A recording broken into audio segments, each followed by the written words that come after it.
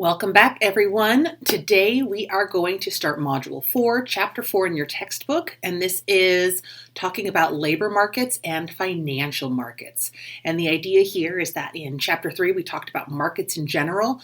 Now we're going to use these two specific markets to talk about some of the applications that our market our model of markets can help us understand. So let's get to the slides and get started.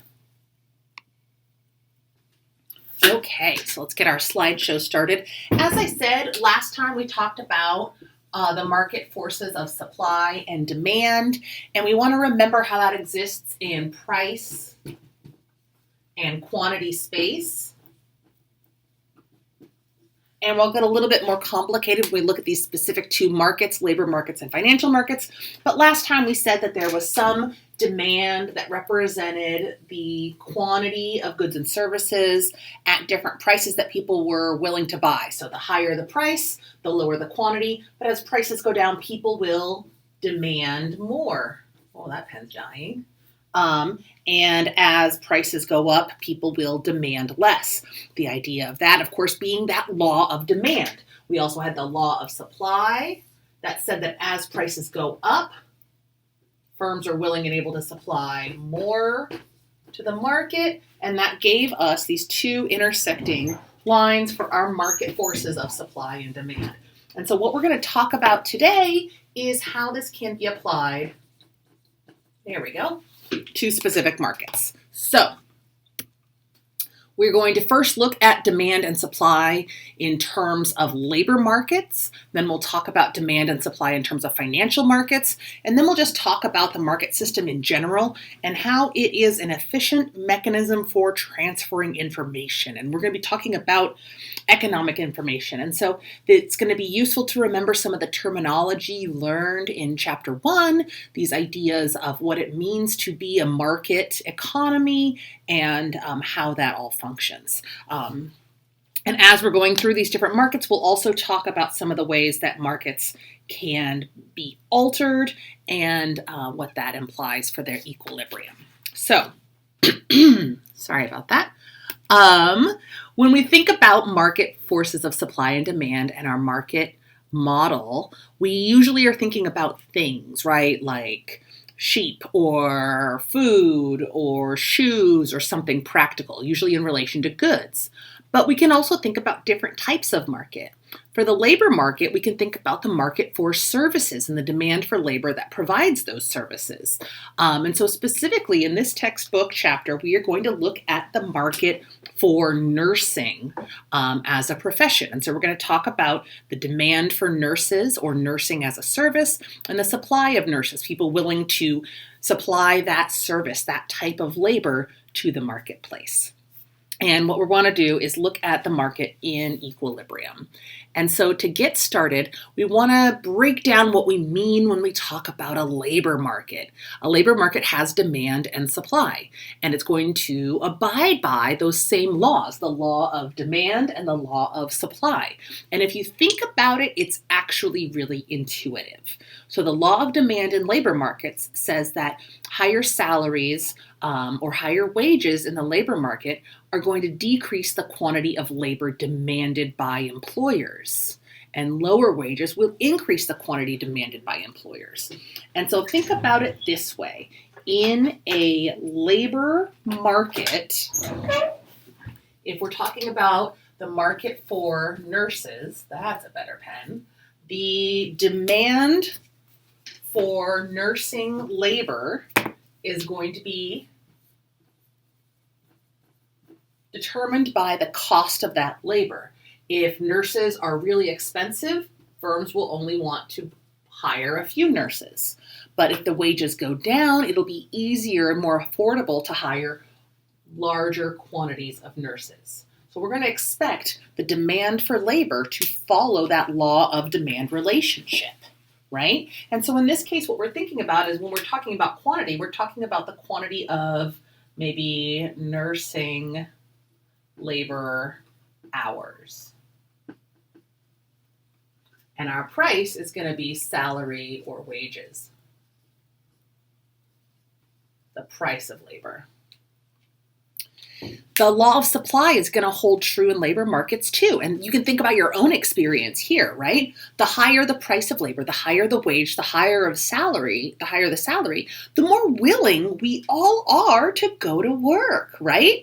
If wages go down, we're more likely to want to stay home, go to school, engage in leisure activity. And so we want to think about supply of labor being our willingness to supply our labor to the market. If wages are really low, we're not going to want to go to work. But as wages go up, more and more people will be willing to work more and more hours. And so we're going to expect in labor markets, demand and supply to operate exactly like they would in a market for apples or something else. And we're still going to have an equilibrium. Equilibrium is going to occur when the quantity supplied is equal to the quantity demanded. And I'm going to say QL star at some equilibrium price or wage or salary level. So at the equilibrium wage, employers find the workers they want and workers find the jobs they want. Not everybody has a job. There are people for whom the wage is too low and so they're not supplying their labor to the market. And there are firms for whom the wages are too high and they're not demanding workers in that market. And so the idea here is that the workers with the lowest wage demand are going to enter the market first, and the firms with the highest willingness to pay for workers will enter the market first. And so we'll get that equilibrium again when quantity supplied is equal to quantity demanded. Okay? So here we've got an example, and we can map this out on our own and then compare it to the graph. And so this is going to be outlined in your textbook where we have different levels of salary and then quantity demanded and quantity supplied. So if we have salaries of $55,000 a year, $60,000 a year, $65,000, and $70,000 and $75,000, and finally $80,000, we can imagine that each of those salaries is going to have a different effect on the quantity of labor demanded. So if salaries are relatively low, firms are going to demand a lot of nursing hours, maybe 45,000 hours of nursing.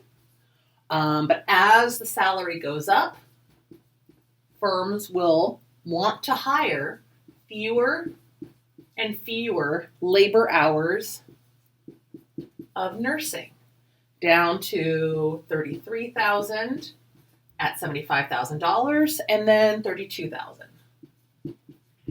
On the other hand, if you're trying to decide if you want to become a nurse or if you want to go to work or stay home with your family or go back to school, you're going to wonder what your salary expectations are.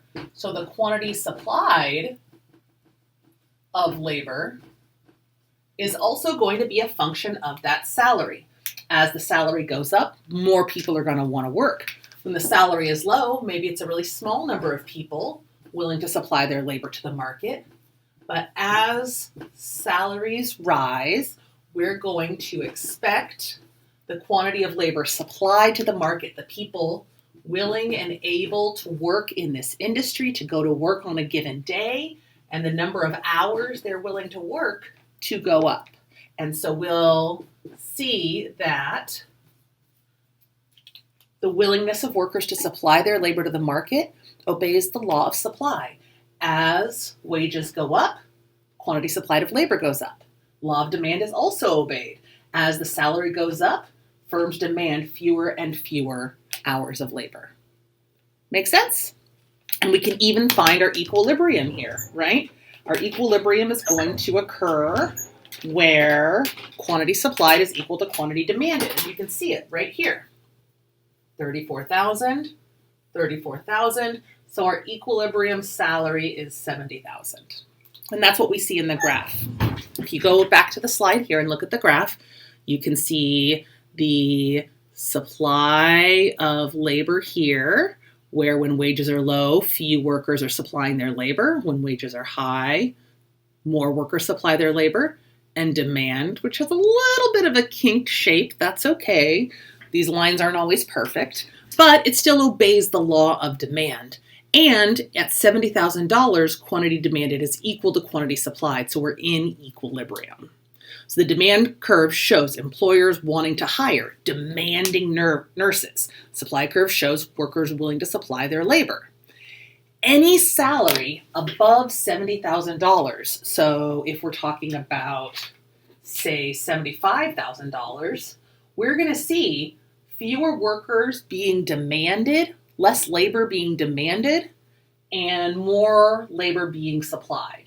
So if at $75,000, 33,000 jobs are being offered, and 38 people want to go to work, what's going to happen? We would have a surplus of labor. 33,000 jobs, 38,000 workers. That means that some of those workers would not be able to find jobs. 5,000 workers, right, would not be able to find jobs. They would be unemployed. We consider that excess supply, right? So only 33,000 jobs for those 38,000 workers. What if wages were low? What if instead salary was here at $60,000? Well, at $60,000, firms would want to hire a lot of nurses. That's very affordable. They're going to want to hire 40,000 workers. But nobody wants to work for that low wage. Especially when you think about, okay, nursing takes a certain amount of training. Maybe it's not a very pleasant job. Only 27,000 people would be willing to work at that salary. And you can see it here on the graph. At the wage of $60,000, there's a lot of demand for labor, but a shortage of supply. Not a lot of people willing to work, right? So that would be a labor shortage, a lot of jobs unfilled, a lot of demand for the workers who are out there. Does that make sense?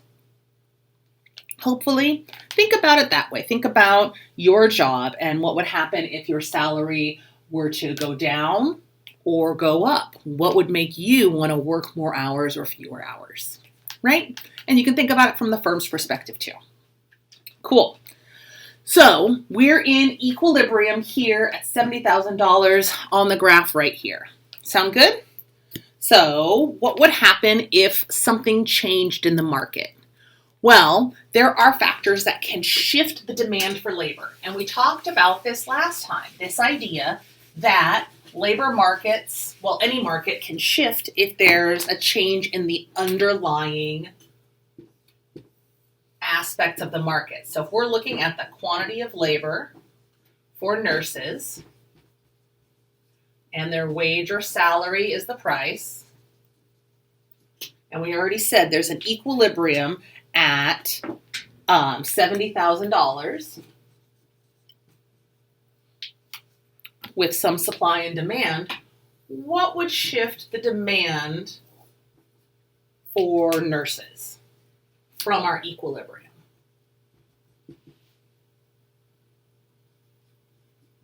Well, these things that would change the demand for nursing at every price level, at every wage. So first of all, in a labor market, one thing that will always shift demand for that labor market is demand for the output produced. We've talked about this a little bit different times in the semester, and we'll probably talk about it a lot, but one thing that can change is if there's a demand for that output, that good that's produced, the productivity of that work. So if we think about an aging population where more people are getting older, needing more medical care, that's going to increase a demand for nursing generally, and that's going to mean that hospitals and other service providers are going to need to hire more nurses. We could also think about an increase in the profitability of nursing. That could increase demand for nursing, also for nurses also. So if firms that hire more nurses make more money, they're going to want to hire more nurses to make more money. We can also see changes in the education and training of nurses, change the demand for their labor. So if they get more productive, any change in the productivity of a worker is going to change demand for their labor. So we can think about how computers have changed demand for labor. Computers have meant that the average worker is a little more productive. And so in some ways, technology has increased the wages that workers can expect if they're working in an office. We can see that be more complicated when we talk about technology. It can go either way. Technology can be either a substitute for labor or a complement to labor. So think about the difference between being an auto worker and computers and robots come in versus being a computer programmer. When you're an auto worker, the technology replaces you. When you're a computer programmer, the increased technology makes your skills more valuable, right? And so technology can kind of have a complicated effect on labor demand. The other thing that can have an effect is the demand for the number of companies. If there are more companies hiring a certain kind of work, that's going to mean that more firms hiring more labor at every wage. That's going to shift the demand curve out. Government regulations can alter it. Recently, there was a proposition on the ballot looking at requiring nurses at kidney dialysis centers. So that regulation would have increased demand for nurses just by nature of making it important. Another example in a different labor market is requirements on class sizes.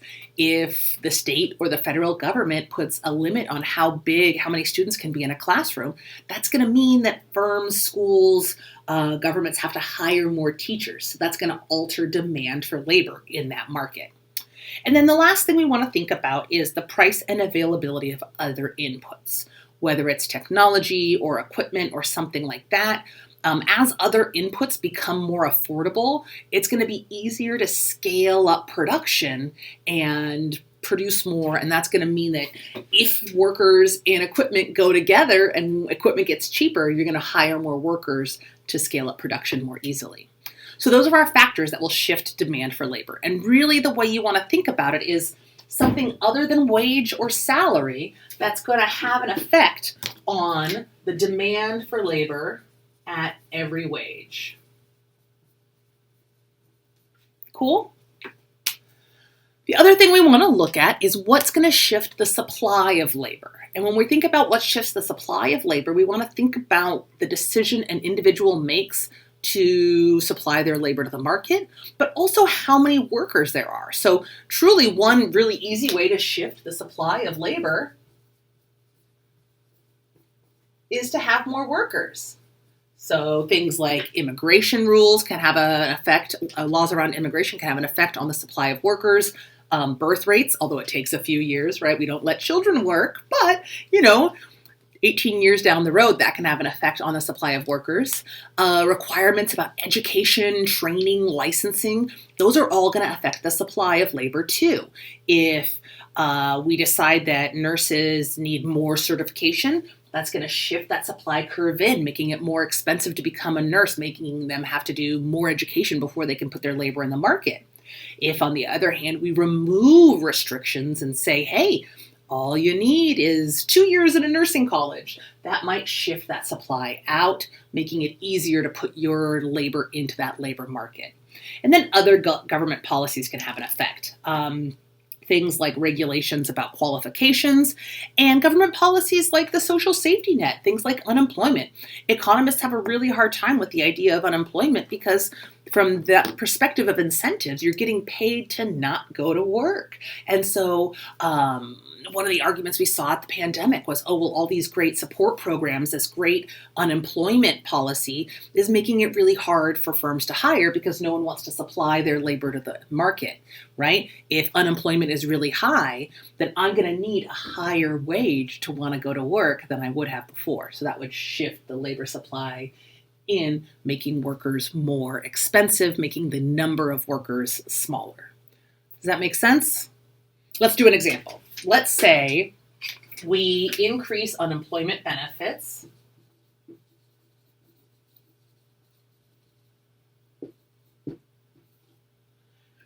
that's going to make working less attractive, right? If you increase unemployment benefits, you're going to decrease the incentive to work.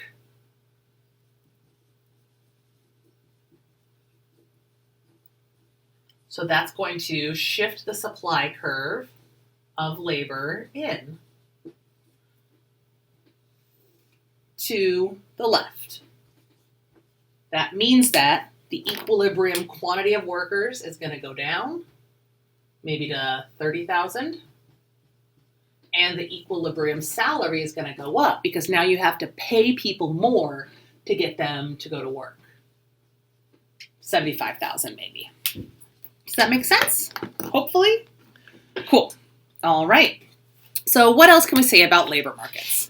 Well, let's think about technology and labor. This is one of the really big, complicated questions. And every time there's a new source of technology, people ask about it more. So let's say, how would we evaluate new technologies on the effect of high-skilled workers and low-skilled workers? So let's clear our graph, and we'll do this two ways. We'll start with low-skilled workers, and then we'll talk about high-skilled workers, and we'll see if we expect the effects to be the same or different. And you can think about this while I'm drawing the graph. So let's say this is the market for, let's just say low-skilled workers. Maybe this is the market for one of my favorite examples of a weird example of low-skilled labor is if you've ever read the book Charlie and the Chocolate Factory. In Charlie and the Chocolate Factory, it's an old Roald Dahl book, and Charlie wants to go to Willy Wonka's chocolate. Oh, you've seen the movies probably. And Charlie's dad, his job is screwing the top on toothpaste tubes. So that would definitely be a low-skilled job. And so we're going to say he's got some equilibrium quantity of labor here and some, let's say there's 50,000 workers and they're earning $45,000. And then we see an increase in technology. There's a new machine that will twist the tubes on toothpaste tubes by itself. So in this case, is the increase in technology going to be a complement to low-skilled labor or a substitute? Is it going to help make the workers more productive, or is it going to replace the workers? Not always, but usually we assume with low-skilled labor, technology is going to replace the workers. And that's going to mean that we're going to see a decrease in the demand for those workers. So what's our four-step process? We say, is it supply or demand? Is it in or out? And then we find the new equilibrium, the new price, the new quantity. So if we're talking about a change in technology and it's replacing labor, that's going to be a demand side effect. And if you can buy a machine instead of hiring a worker, is that going to mean you hire more workers or fewer workers? Fewer workers. So we're going to see the decrease in the demand for labor. That's going to shift demand down. And what's going to happen to our equilibrium quantity of labor? It's going to decrease to maybe 30,000 workers. And their salary is going to go down too. They have to accept a lower wage because if they ask for too much money, the firm would just replace them with a machine. Make sense? Kind of bleak. But we see this happen. Economists assume that it's going to be okay because these people who lose their jobs will find a new job. And they say that's what the role of the government is, right? Do some training, education to give workers a new career. What if instead we assume that our workers are high-skilled labor? So let's do the exact same thing, but now we're going to see the increase in technology for computer programmers. So we're going to have high-skilled labor, and believe it or not, there were computer programmers in the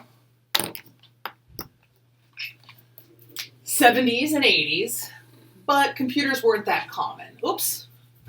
So we want to think about what's going to happen for demand for computer programmer labor in a market where computers become a lot more common, comparing the 80s, the 90s to the last 20 years, right? So if we have, let's say there's 30,000 computer programmers and they're earning, let's say, $55,000 in the 80s, how is technology going to affect that labor market? Well, is it going to affect demand or supply? If we think about how technology, an increase in technology, an increase in the prevalence of computers and cell phones and tablets affects demand for computer programmers, it's going to affect demand for computer programmers. We're going to need more people to do that kind of work. So it's going to complement the labor market, and it's going to affect demand. Is it going to shift demand in or out? Out. We're going to demand more computer programmers because we have a lot more devices to program. So that's going to lead to higher wages and higher quantity of workers overall. Make sense? Cool. Hopefully it makes sense. Let me know in the discussion thread if you don't understand or if you want another example. So here we have the textbook example where if it's a low-skilled worker, we're going to tend to see demand decrease because the technology will replace the workers, whereas in a market with high-skilled workers, we're going to see the demand increase because we're going to expect that technology to increase the value and the productivity of each individual worker, meaning that firms will be willing to pay higher wages for every worker. So, what about if the market is messed with, if we have some kind of disturbance in the market? An example of a disturbance in the market would be what we've talked about last time, price floors and price ceilings. In labor markets, we generally talk about price floors. So remember, a salary or a wage is just the money paid for work or for a service or for a job. Minimum wage is an example of a price floor. It makes labor under a certain price illegal, usually at an hourly wage. A living wage is the amount that a full-time worker would need to make to afford essentials, food, clothing, shelter, healthcare. And so when we talk about minimum wage and living wage, there's a lot of debate. They're not usually the same thing. A lot of economists will argue that minimum wage work is not meant to be a living wage because it's meant to be work for people just entering the marketplace and not necessarily meant to support a family. So we want to have those terms in mind as we explore this idea of a price floor. So if we look at this model of supply and demand in a labor market, we've got our normal supply curve, our normal demand, and we have our equilibrium where quantity supplied is equal to quantity demanded. In this case, our equilibrium occurs at $10 an hour and 1,200 workers. If the government were to impose a living wage, that would mean that workers couldn't be paid $10 an hour. They would have to be paid $12. And firms couldn't pay workers $10 an hour. They would have to pay them $12 an hour. We know that higher wages are going to tend to lead to a surplus or an excess supply. In this case, an excess supply of labor. Excess labor is also known as unemployment. So if we take this away and talk about the idea of excess supply in a labor market, we can see how if the equilibrium wage was $10 and we impose a price floor of $12, we're going to see surplus labor. At $12 an hour, 1,600 people would be willing to work, and firms only want to hire 700. What's left is unemployment. And that's why most economists don't like the idea of a price floor, a minimum wage, or a living wage. The idea is that while it's designed to help people, it's going to tend to harm them by creating additional unemployment. Make sense? What do you think? Let me know. The next thing we want to talk about is demand and supply in financial markets. So we can do the exact same analysis we've done so far. What's going to change is just sort of what we're thinking about when we think about demand and supply. And so we want to think about financial markets as being markets for capital, economic resources. Usually we mean money. So we want to think about financial markets as existing in that same XY territory where there is a quantity and a price. And we'll talk more about what the price of borrowing is. But first we want to think about borrowing as being demand for financial capital. So when you are in the financial market, if you are demanding finances, you're trying to borrow money. Does that make sense? So the demand in financial markets, that's not the right pen, that's the right pen. The demand in financial markets comes from borrowers. The supply comes from savers. So where do those loans come from? Well, if you go and let's say you get your financial aid check or you get your tax return back and you get a big chunk of money, you go and put it in the bank. The bank doesn't just hold it for you. They actually take that savings and loan it out to other people. So the supply in a financial market is given by savers, people who are saving money. And so to understand how this market works, we want to think about who the demanders are, who the suppliers are. We want to think about how interest rates affect this. And we want to talk about the economic effects of U.S. debt. And we'll also talk about usury laws, which are just limits on interest rates. So our new terms, besides borrowing and demand being demand and savings being supply, is this idea of financial capital being monetary economic resources. So a business loan, a student loan, something like that. Interest rates are going to be the price of borrowing in a financial market. It's the return on an investment and it's the cost of a loan. So if you are demanding financial capital,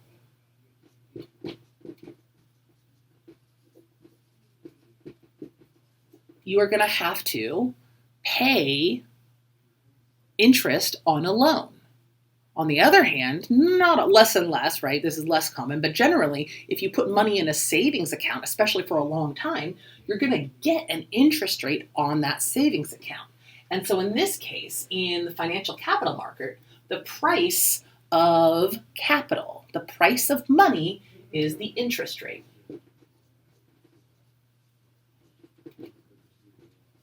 And so there's going to be an equilibrium interest rate and an equilibrium quantity of financial capital in our market.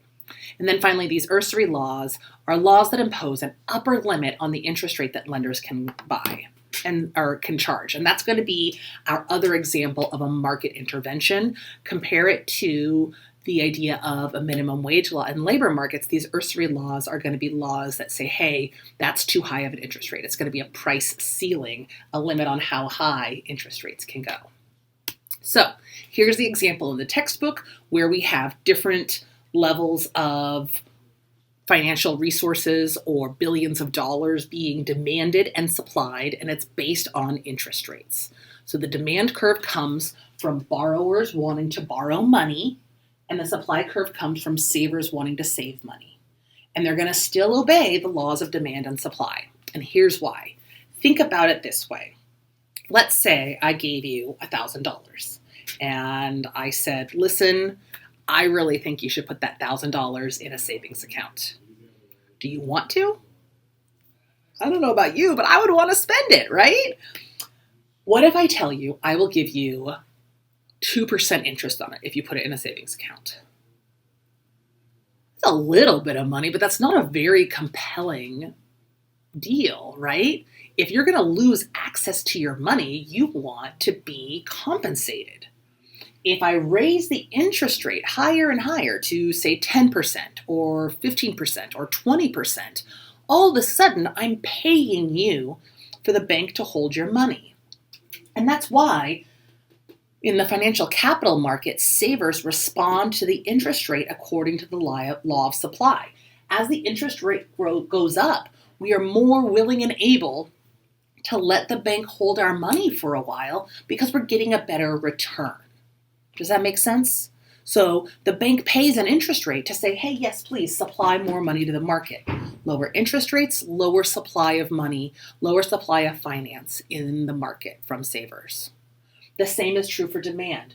Borrowers are going to borrow more money when interest rates are low and less money when interest rates are high. We see that right now in an economy where inflation is relatively high. The Federal Reserve does its monetary policy thing. It raises interest rates. Interest rate is the cost of borrowing. It's how much money you have to pay in addition to the principal, the original amount of the loan. When interest rates are really high, it's expensive to borrow. So borrowers borrow less, right?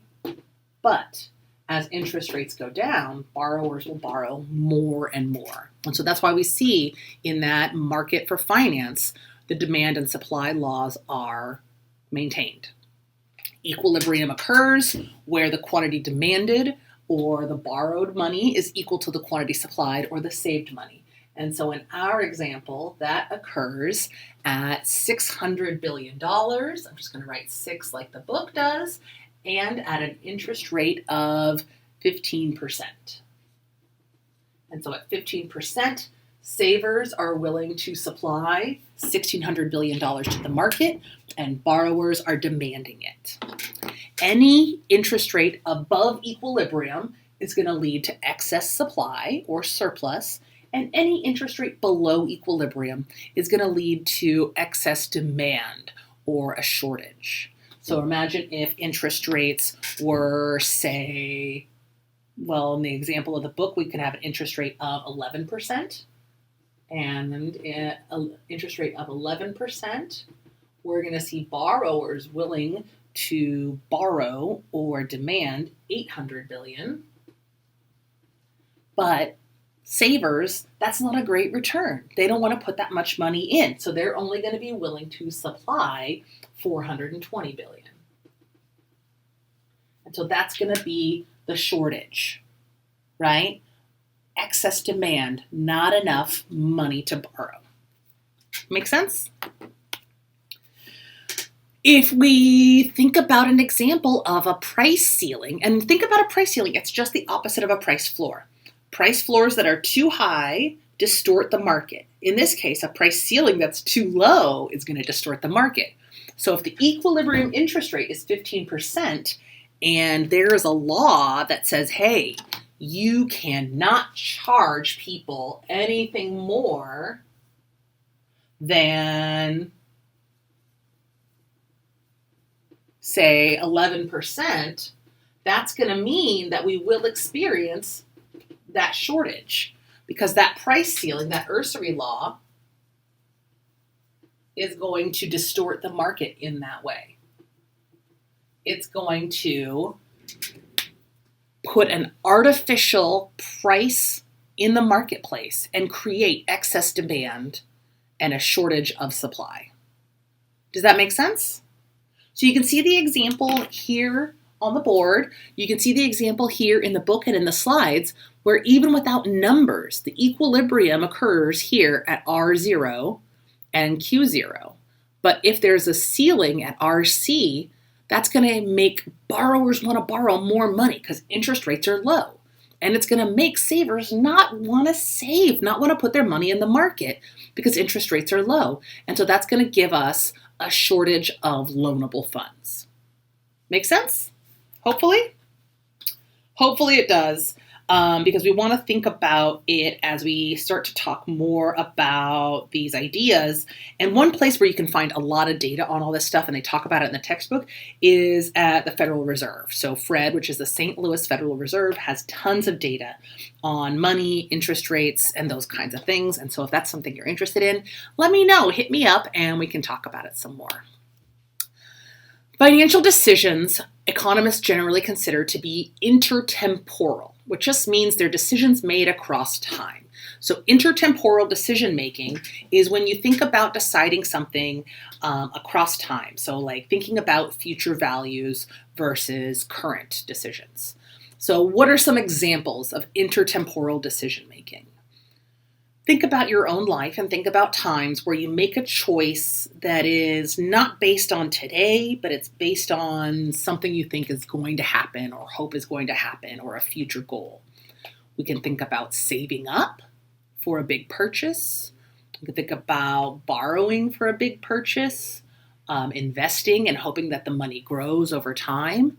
Or you can think about the decision you're making right now. Right now, you are consuming a college class, right? You're here in Econ 304 with the expectation that it's going to have an effect on your future wages and your future education.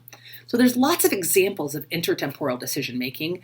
And the more you think about it, the more you see it everywhere. And it's something that economists think is really interesting. And we think about it a lot because we like to think about future values and opportunity cost. And financial decisions are usually considered intertemporal because we're thinking about interest rates over time and that kind of thing.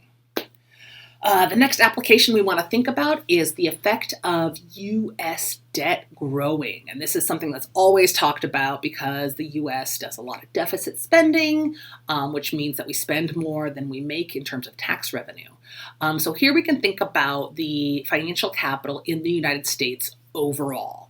So that means that there's some demand for U.S. financial capital and some supply of U.S. financial capital. And this means that basically the supply of capital is people willing to loan money in the United States. So not just savers, but also people willing to make loans.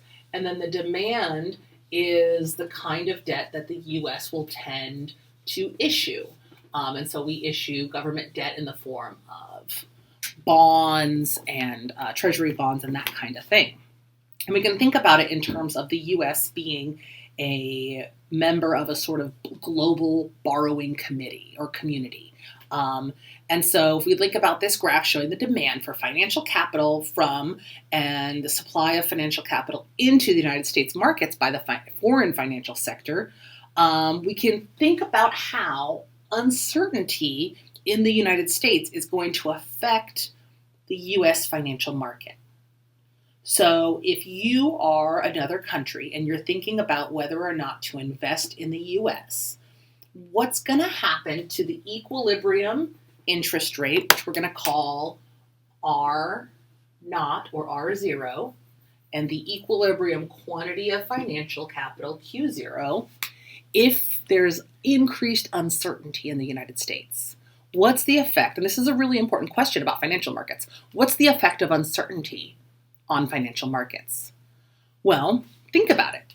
Increased uncertainty. What's that gonna make you think? If you're thinking about investing, supplying resources, supplying finance to a country or a business or your friend, how reliable or how much certainty you have about that situation is going to affect your willingness to supply resources. So if you think about it on a personal level, it can make it easier to extrapolate it, expand it out to the national level. Increased uncertainty, we tend to believe, is going to have a negative effect on foreign investors because they're going to be worried about what the future might hold. So if we think about it this way, foreign investors are going to see that increased uncertainty as a negative thing. So increased uncertainty